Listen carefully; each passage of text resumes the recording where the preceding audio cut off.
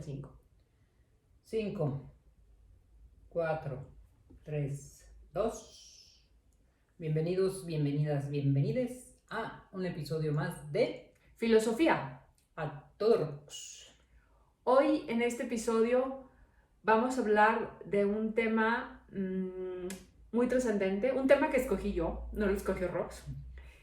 Y bueno, tiene mucho que ver con esto que hemos tratado de ir desarrollando en este podcast, ¿no? En anteriores episodios hemos hablado de autores, de filósofos de ayer y de hoy, que pues han marcado pauta. Hemos hablado de temas muy relevantes. Y bueno, hoy queremos hablar de la filosofía que está desarrollando Roxana. Y es, bueno, no me voy a adelantar más. Más bien, dinos, Roxana, tú, ¿en qué estás trabajando ahorita y por qué consideras que es importante? Estoy trabajando, la propuesta que tengo se llama Ecología del Afecto. ¿Por qué es importante para el mundo en general? Pues podríamos pensar que por el tema del cambio climático, ¿no? Siempre que hablamos de ecología, pensamos inmediatamente en el cambio climático, en el desarrollo sustentable, en una economía verde y lo vemos pues cada día, ¿no? Cada día que vemos, por ejemplo, que en los estados del norte no cae agua y como dijo hoy el gobernador, prendan sus velas porque parece que va a llover, ¿no? Ahí pensamos que eso tiene que ver con la ecología y sí, o sea, sí tiene que ver con la ecología, aunque en realidad el énfasis que yo le quiero dar es en todo caso a la parte del afecto en función o con base en esta categoría que ya hemos comentado varias veces, que tiene que ver justamente con este filósofo barroco Spinoza, este filósofo holandés barroco que dice que todas tenemos la potencia de afectar y de ser afectados por el entorno, por las otras personas, por los microorganismos, por el virus, como lo vimos con la pandemia, ¿no? Entonces, el trabajo hace más énfasis, o la investigación que estoy haciendo tiene que ver más o recae sobre todo en la segunda parte, el afecto. ¿Y cómo fue que decidiste ligar estos dos conceptos? O sea, ¿qué fue lo que te llevó ahí? La parte de ecología es una categoría que he escuchado y que además he visto en otros autores con los que trabajo. Viene en primer lugar de este autor portugués que se llama Boaventura de Sousa Santos.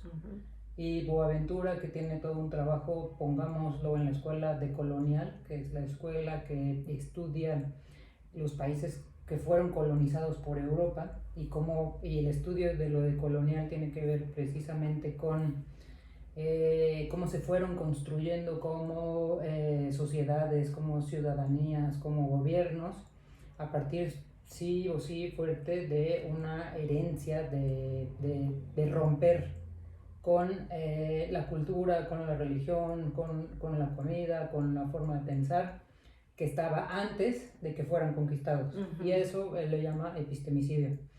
Entonces es una categoría que a mí siempre me ha movido a investigar desde esos epistemicidios que se dan con las conquistas y específicamente con la colonia en nuestro país.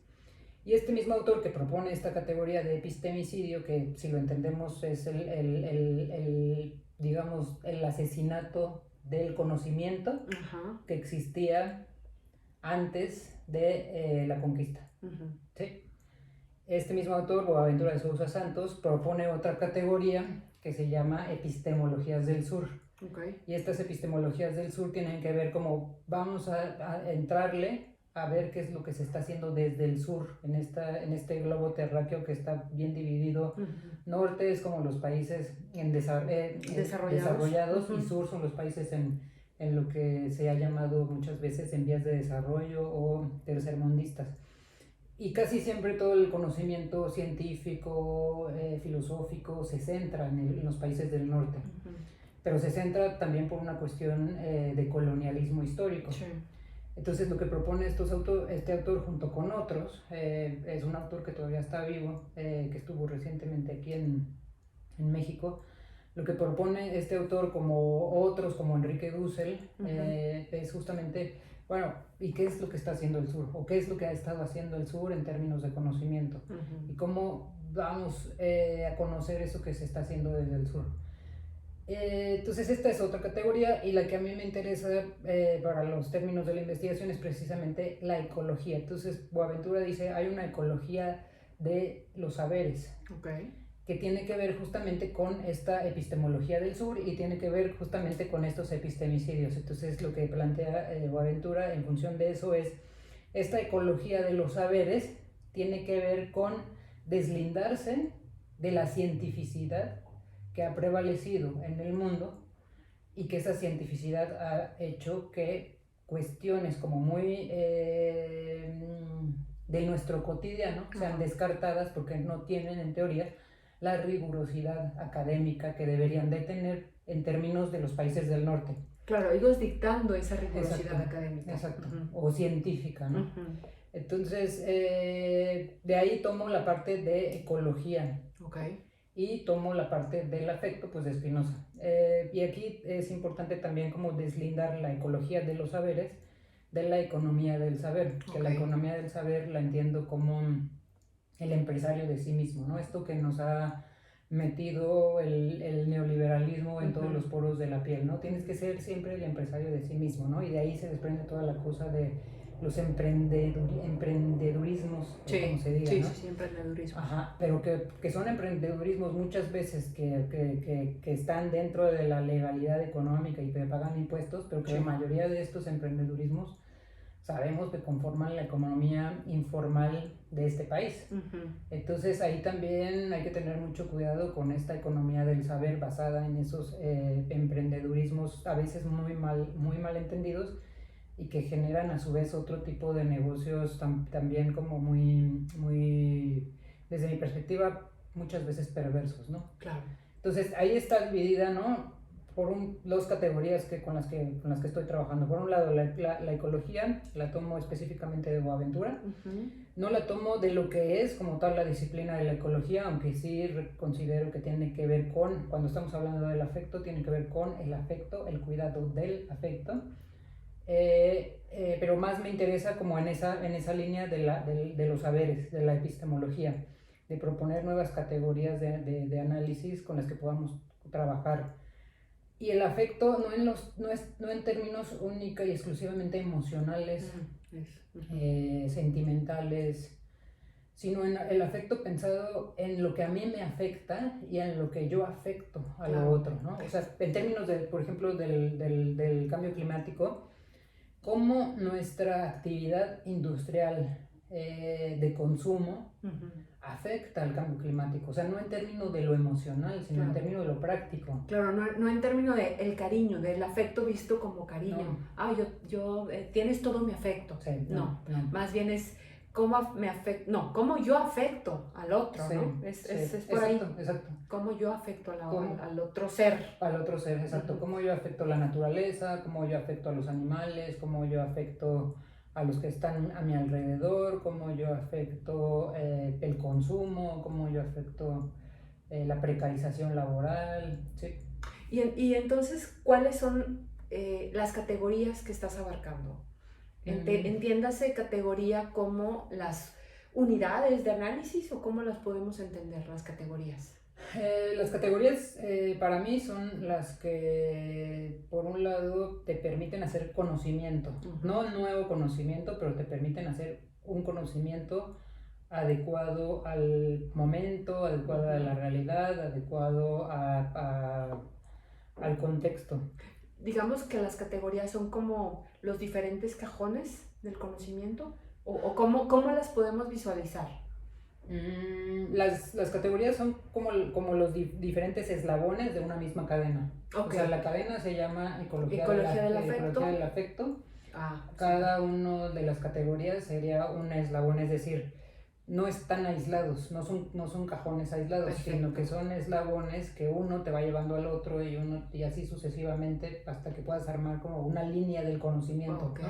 En esa analogía de la cadena puedes armar una línea de conocimiento que se puede incluso esa línea del conocimiento puede tener diferentes, o sea, con una cadena puedes amarrar muchas cosas. Sí. Puedes resguardar muchas cosas con una cadena. Entonces esa es como la idea, no es pensar que esas categorías son como subdivisiones de la propuesta, sino que incluso la misma propuesta parte de las categorías. Claro, son como el ADN. Son como el ADN, exactamente. Son la doble hélice de la propuesta. Exacto. ¿Y cuáles son las categorías con las que trabajas la ecología del afecto o estos eslabones? Son muchas, en realidad son bastantes las categorías, no creo que valga la pena ahora dar cuenta de todas esas categorías, porque son categorías que además arrastro de mis estudios o de mis investigaciones previas a esto que estoy recuperando ahora, y son categorías, y estoy incluso añadiendo otras categorías que no estaban presentes en las otras investigaciones, por ejemplo el tema de la ética. Sin duda hay un planteamiento ético en mis investigaciones pasadas, pero ahora quiero que la ética tome un lugar importante, pero ya no dentro de la academia, sino dentro de lo empresarial. Entonces ahí estoy dando un brinco, pues no fuera de lugar, porque finalmente yo lo primero que estudié fue administración de empresas. Y me acuerdo perfectamente que una de las últimas materias que teníamos o que llevábamos era ética en las empresas. Y pues ahí se quedó como en alguna parte de mi disco duro, se quedó como esa cuestión de la ética en las empresas. Claro que han pasado, pues no sé cuántos años, casi más de 20 años de que terminé la licenciatura. Y después de todos estos cambios que me ha llevado como la vida, muchos cambios que igual me hubiera querido evitar, ¿no? Pero bueno, no se puede evitar nada.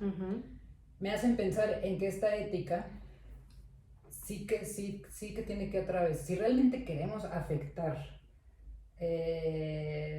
con el conocimiento, si realmente queremos afectar con el conocimiento, y un poco lo que hacemos con este ejercicio del podcast, ¿no? Que es como acercar la filosofía a toda la gente y que no se vea que la filosofía es esa cosa con la que no sabemos cómo comer, que me parece que es lo mismo con la ética, ¿no? O sea, muchos hablamos de ética, pero de repente se nos va, ¿no? De las manos, ¿no? Claro, como que no sabemos muy bien cómo funciona, qué es, cómo se come, ¿no? O sea, cuando dicen, es un asunto de ética, es como de qué estás hablando, ¿no?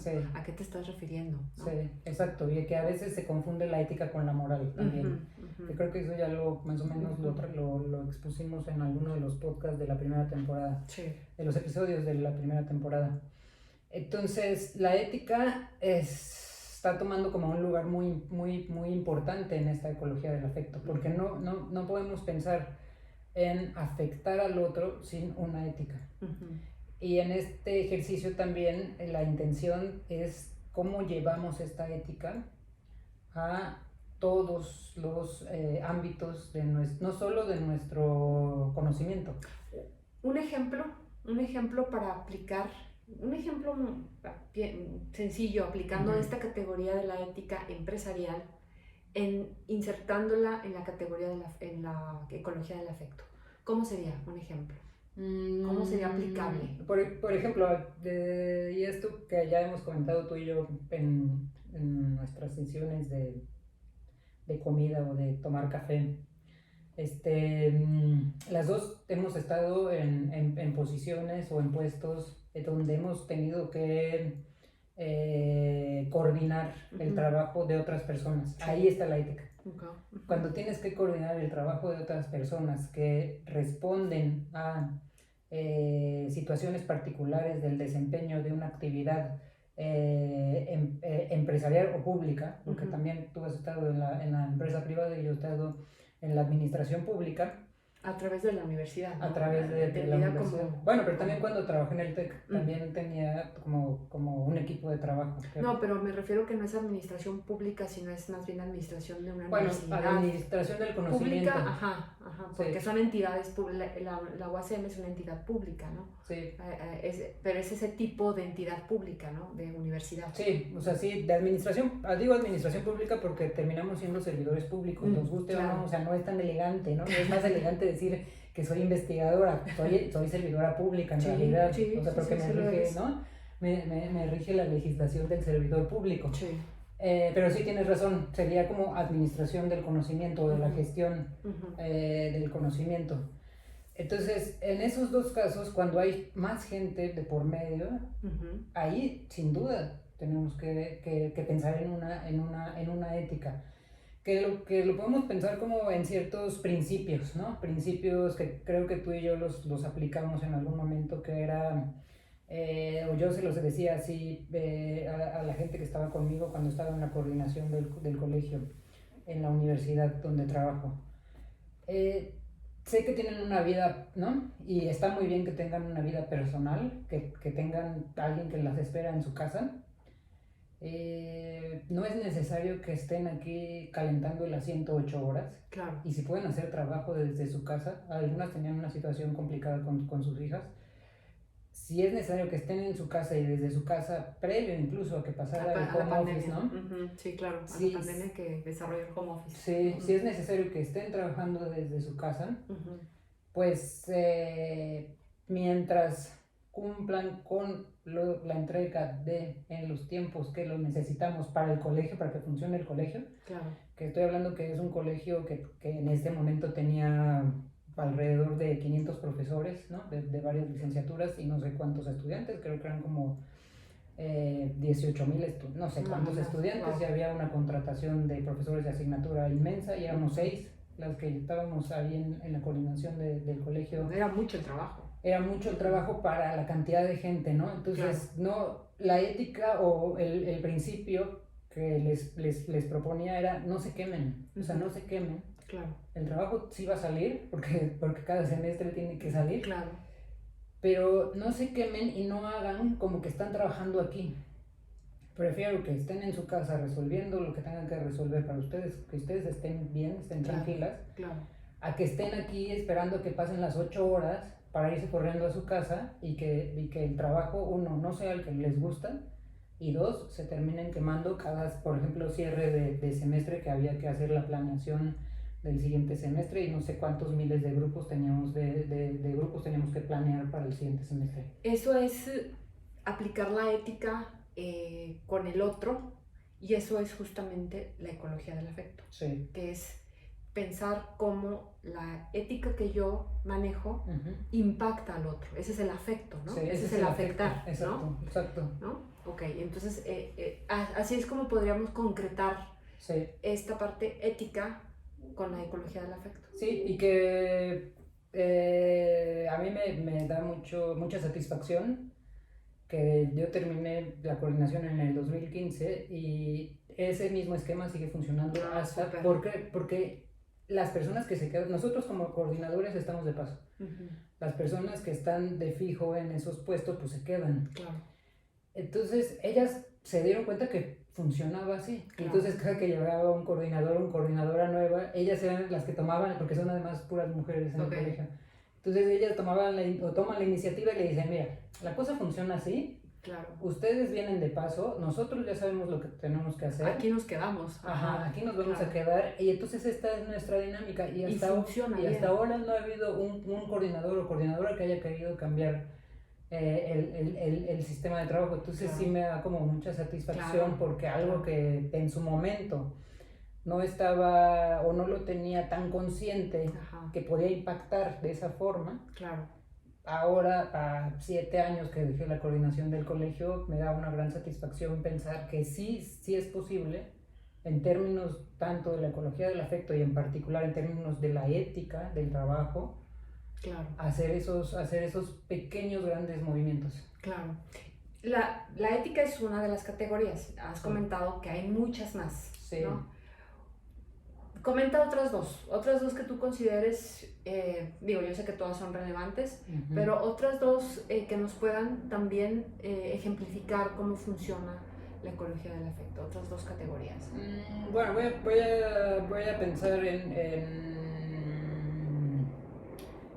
otra propuesta como de trabajo que tengo, que es lo que estoy haciendo ahora con los estudiantes de la licenciatura, es un ejercicio de escritura que le he denominado filosofía ficcional. Okay. ¿Esa sería otra categoría? Esa sería otra categoría. Okay. Pero como ves, es lo que me gusta de esta ecología del afecto es que en realidad no es teórico. Ajá.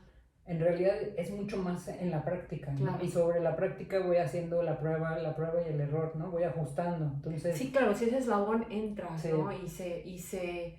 Si entra en la cadena y se une a los otros eslabones, sí, ¿no? Porque sí, por lo que entiendo, todas las categorías se interrelacionan, sí, como si fueran neuronas, sí, haciendo sinapsis unas con otras, ¿no? Sí, que es lo que yo trabajo como matriz, ¿no? Todo está pensado en función de de la matrix, ¿no? Claro. Todo está pensado así como algo que no tiene, es atemporal, y es adimensional. Yo uso el prefijo a en vez del in, porque, por ejemplo, en el caso de la moral, siempre me gusta poner este ejemplo. Podemos decir amoral, inmoral. Ajá. Hay una gran diferencia entre amoral e inmoral. Ajá. Inmoral es que conoces, claro, que existe una moral y te la pasas por el arco del triunfo. Sí. Amoral es que de entrada no hay una moral. Entonces es lo mismo es una matriz que las categorías que conforman la ecología del afecto y lo que he estudiado antes son matrices que son atemporales, es decir, que no tienen una atemporalidad, y son adimensionales, es decir, no tienen una sola dimensión. Claro. Tienen muchos tiempos de estarse trabajando al mismo tiempo, y tienen muchas dimensiones donde también se están trabajando al mismo tiempo. Claro. Como una teoría de la relatividad de la filosofía. Sí, ¿no? Sí, exacto. Sí, porque todo es dinámico, no es estático, exacto, ¿no? Exacto. O sea, nada es exactamente como tendría que ser, sí, o como dictan las leyes, sí, que tendría que ser, ¿no? Sí. Sino que está en constante movimiento, ¿no? Sí. Es algo así. De hecho, eso es lo que le digo a mis estudiantes, o sea, piensen la filosofía en cuarta dimensión. Claro. No la piensen lineal, no la piensen en una sola dimensión, piénsenla en cuarta o más dimensiones. Y ya cuando les digo eso, justamente de la teoría de la relatividad, dicen, claro, ¿no? Claro. Entonces, desde ese ejercicio matricial, pues desarrollo esta otra categoría, pero también propuesta de estilo de escritura creativa para la filosofía, que se llama precisamente filosofía ficcional. Y ese género de escritura, filosofía ficcional, involucra, por ejemplo, de otras disciplinas o de otras ciencias sociales, del trabajo, por ejemplo, autoetnográfico o autobiográfico, donde les hago mucho énfasis ya no citen. Claro. O sea, ya no es necesario que citen. Si realmente han podido abstraer el conocimiento, hacerlo suyo, ya no es necesario que citen, porque lo que sucede es que recurrimos al argumento como la parte fuerte de nuestros ensayos. Claro. Recurrimos, incluso cuando hacemos podcast, ¿no? Siempre te dicen, hay que argumentar, ¿no? ¿Y cómo argumentas? Pues citando a alguien más. Yo ahí diría sí y no. En ciertos contextos sí que es importante, sí que es importante, por ejemplo, ahora en este encuentro que es de Derridianos, ¿no? De este filósofo francés. Que acabas de tener hace un par de días, ¿no? Un encuentro internacional de especialistas en Derrida, ¿no? Sí. En Jacques Derrida. Sí. Claro que ahí es importante citar a Derrida porque vas a hablar de Derrida, ¿no? Claro. Entonces vas a hablar de esas 10 líneas que encontraste en Derrida, la piedra así del conocimiento, ¿no? Pues claro que tienes que decir, y citar, ¿no? Y decir, en este fragmento de Derrida yo entendí toda mi vida. Claro, encontré esto. Y además como Derrida tiene tanta obra escrita, pues claro que se agradece que te digan, mira, en esta y en este libro, claro, ahí lo encontré. Claro. Pero citar por citar, me parece que hay que ir un poco deconstruyendo esa práctica del citar por citar. ¿Y por qué le llamas filosofía ficcional? ¿Por qué ficcional? Eso es lo que me hace un poco de ruido. Si no es ficción, o sea, capto muy bien que si adquiriste un conocimiento y ya lo adaptaste, ya lo traes como en tu piel, ¿no? De lo bien que lo comprendiste y estás desarrollando nuevas aristas a partir de ese conocimiento, ¿no? O sea, como con nuevas cadenas y lo vas a compartir. ¿Por qué llamarle ficcional, filosofía ficcional? Porque sí parte de una premisa que es que normalmente pensamos que la filosofía nos permite llegar a la verdad. Ajá. No hay nada más falso que eso. Ok, no hay nada más falso que eso. Esa sería como la primera premisa. No, la filosofía no nos permite de ninguna manera llegar a la verdad con mayúsculas, ¿no? Porque no hay una, no hay una verdad. Hay tantas verdades como cabezas pensantes en el mundo. Ya entiendo para dónde vas. Entonces, la segunda premisa es, en el resto de las ciencias sociales, incluido el periodismo, nos dicen hay que lograr la objetividad, no hay nada más falso. También muy falso. que decir es un periodista 100% objetivo. Totalmente no de acuerdo, no existe. Totalmente de acuerdo. Totalmente, sí, no hay manera. Exacto. Como hay periodistas, hay verdades, ¿no? Hay objetividades o subjetividades más bien. Sí. Como hay periodistas, hay subjetividades. Sí, y además no solo es eso, y que es la tercera premisa de este ejercicio. Sí. El punto de vista.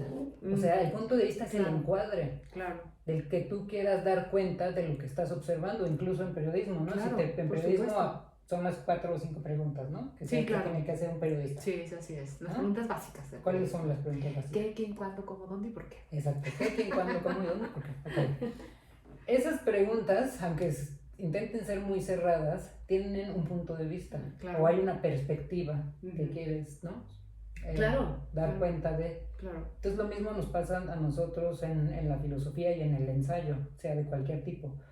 En el momento en que decidimos, queremos ver, por ejemplo, aquí que estamos, ¿no? De cara al video. Sí. Tú estás viendo hacia un lado, yo estoy viendo hacia el otro. Lo que tú estás viendo, que es la pared de atrás, va a ser tu punto de vista. Claro. Y no vas a ver lo que yo estoy viendo. Tú estamos en el mismo cuarto, estamos hablando de lo mismo, pero tu punto de vista o la perspectiva es diametral, es 360 grados distinta a la que yo tengo. Sí, al final del día, si yo escribo algo de lo que hemos hablado, va a ser muy diferente a lo que tú escribas, porque justamente nuestras perspectivas son diferentes, ¿no? Nuestros puntos de vista. Y ¿por qué? Es por eso por lo que le llamas filosofía ficcional. Sí, porque en realidad estamos hablando más desde esta otra arista que es la ficción, que la ficción no necesariamente es mentira. Claro, ok. La ficción tiene que ver con esos escenarios que podemos, desde un punto de vista, narrar bien distintos a los que los narra otra persona. Claro. Por eso simple y sencillamente es ficción. Y en esto es que nada es ni bueno, ni malo, ni incorrecto, ni correcto. Que también creo que esa es una de las grandes falsedades de la filosofía y de las ciencias sociales y de las ciencias exactas. Que siempre queremos lo correcto, lo bueno. Eso no existe. Entonces, en este ejercicio de la filosofía ficcional es transitar hacia eso que nos es más inmediato. Lo que nos es más inmediato es el punto de vista con el que estamos observando el mundo. Claro. Nuestro mundo. Claro, para ir cerrando ya el episodio, ¿hay otra categoría? Te había dicho, Tim, un par de categorías. ¿Hay otra categoría que quieras añadir o nos quedamos con estas dos para ya ir cerrando este episodio? Tú dime. Pues sí, habría muchas otras cosas, muchas otras categorías que me gustaría añadir, pero voy a hablar de una que voy a incorporar a partir de que vi esta serie de Netflix de la intimidad. La española que acaba de subir Netflix hace poco, ¿no? Sí, que tiene que ver mucho con la ley Olimpia en el país, que es la distribución de contenido íntimo. Uh-huh. Entre una serie de personas por celular, ¿no? O sí, claro. por algún tipo de dispositivo. Claro, y nada más para dar contexto, es esta ley que surgió a partir del caso, ¿no? De esta chica Olimpia que fue violentada, uh-huh. ¿no? Al compartirse videos de ella, videos íntimos, ¿no? De su persona, uh-huh. sin su consentimiento. Sí. Entonces se crea esta ley que fue una ley que ha sido una ley innovadora, sí. y que incluso ya tuvo sentencias, ¿no? Sí. Ya tuvo, no sé si una o un par de sentencias, sí. ¿no? Pero justamente que es esta ley que defiende uh-huh. el contenido íntimo para que no sea compartido, sí. o más bien para castigar si se comparte, sí. ¿no? por redes sociales, ¿no? Que ese es como el ejemplo más inmediato que creo que podemos utilizar para ver la potencia del afecto, ¿no? Ajá. O sea, creo como algo que lo hacemos porque estamos enamoradas, ¿no? O que a veces ni lo hacemos nosotras, sino por alguien más, ¿no? Un tercero nos graba sin incluso nosotros estar... Pero bueno, pensemos que lo hacemos porque estamos enamoradas, ¿no? Uh-huh. Porque nos lo propone el novio o la novia y decidimos que sí, porque confiamos, ¿no? En la persona que en ese momento es nuestra pareja. Ahí me queda claro que la potencia de afectar es así una implosión y una explosión de lo que puede ser algo que quizá empieza como una cuestión romántica amorosa y termina siendo una cuestión de invasión a la intimidad, claro. y de mucha incluso desesperación, depresión, tristeza, claro. en quienes son las víctimas, ¿no? Claro. Entonces también ese ámbito, o sea, la ecología del afecto no es que suene bonito y que entonces no solo vamos a hablar de las cosas bonitas que nos pasan, uh-huh. No, eso es no es ni bonito ni feo, es simplemente tratar de mostrar en categorías lo que nos puede generar conocimiento para, por ejemplo, lo que ya habíamos visto el episodio anterior, ¿no? Estas categorías nos pueden ayudar a transformar o a reformular las leyes. Claro. Estas categorías nos pueden, en el caso de lo que tú querías trabajar o estás trabajando, estos manuales de periodismo de género, uh-huh. cómo escribir la nota, ¿no? Cómo poner el encabezado de una noticia. Bueno, pues ahí también como está el trabajo que nos permiten las categorías si las desarrollamos en función de una problemática en particular.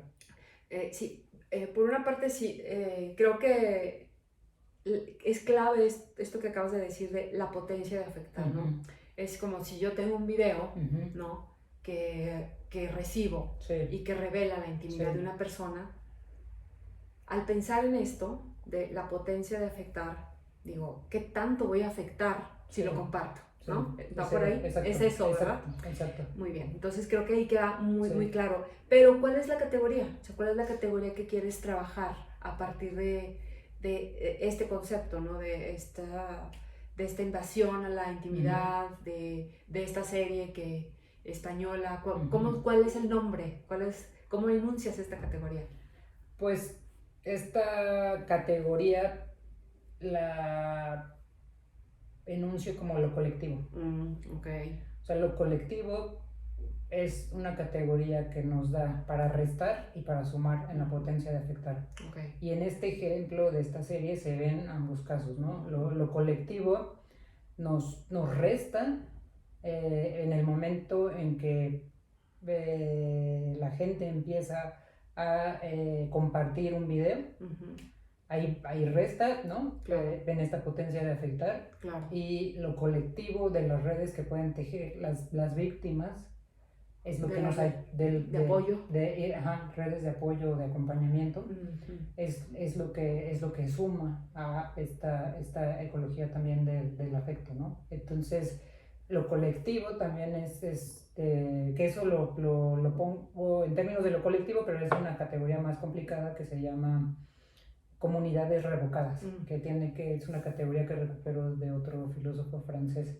Entonces, la idea de estas comunidades revocadas, que a su vez está vinculada con otras categorías de otros filósofos, filósofas, tiene que ver con la vulnerabilidad y la resistencia y las redes, tejer las redes de apoyo, de solidaridad, de convivencia. Entonces, lo colectivo aglutina otras categorías, como la ética aglutina otras categorías y la filosofía ficcional aglutina otras categorías. Es como toda una telaraña, ¿no? Sí. Que se va desarrollando, Sí, ¿no? sí. En esta gran cadena, Sí. más bien es como una telaraña, ¿no? Sí, es como esto que tengo aquí atrás de Joan claro, Miró, ¿no? Claro. De Joan Miró, que es justamente este ejercicio, quienes nos están viendo en... Pero no sé si se alcanza a ver.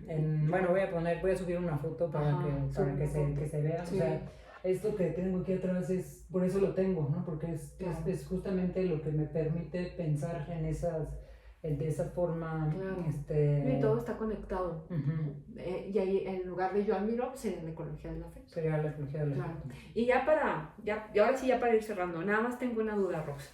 Tú has trabajado 20 años con el tema de la frontera, sí. ¿no? De la migración, sí. ¿no? ¿Por qué este cambio, no? ¿Están ligados la frontera con la ecología del afecto? ¿O es un cambio radical en tu trabajo filosófico? ¿Qué hay ahí? ¿Pues un tránsito? Es un tránsito. Finalmente, la ecología del afecto está atravesada por muchas otras fronteras, ¿no? Okay. No la frontera del muro, no la frontera que divide a dos países o más países. Y además tiene que ver con un desencantamiento. Yo pues he trabajado prácticamente toda mi vida en la academia. Ajá. Y he trabajado muchos años con la sociedad civil, y hay un desencantamiento tanto del trabajo académico como con la sociedad civil, y eso de alguna forma me hace regresar, pues, ¿no? a lo primero que estudié, que es la empresa. Okay.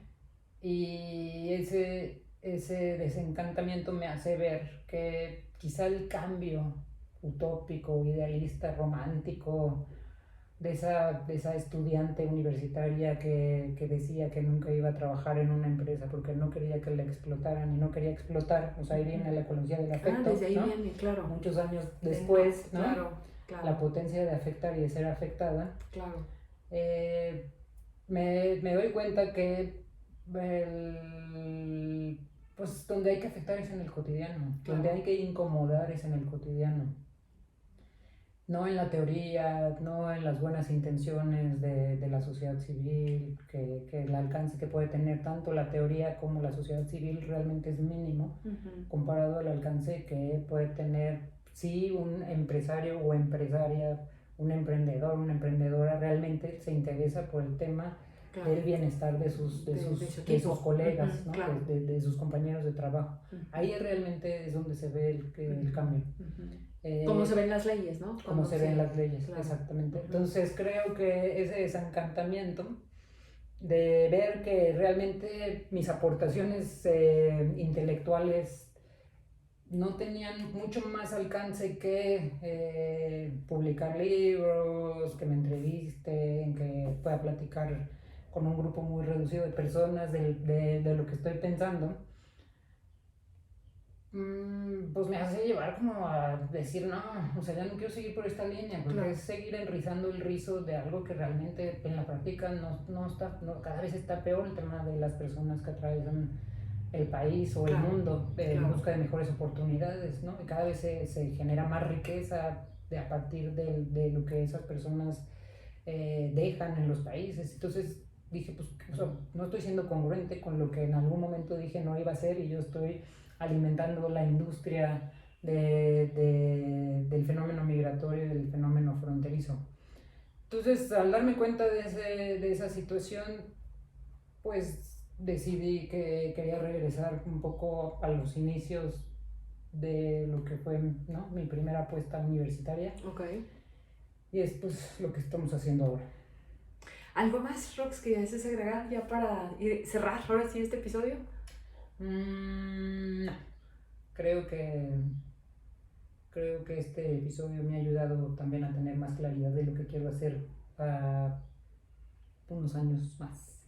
Súper, creo que has dicho muchísimos conceptos muy, muy interesantes, muy profundos. Me quedo, bueno, me quedo con todos, pero creo que como que el ADN, Uh-huh. para no olvidar, para tener Sí. muy presente, es no olvidar justamente la potencia de afectar. Sí. O sea, cómo podemos afectar o impactar Sí. a los otros con nuestro actuar, Sí. ¿no? A Puede los ser otros a en los general, otros, otros claro, animales, otros exacto, medio ambiente, otros claro, plantas, otras personas, otros al agua. otro, a la otra, al otro Uh-huh. ser, ¿no? Sí. Que está enfrente de mí, Sí. ¿no? Sí, sí, sí. Al otro ser vivo, Sí. sí. Pues Bueno, muchas gracias, no, Rox. pues a ti. Esto fue Filosofía. A Todo Rocks.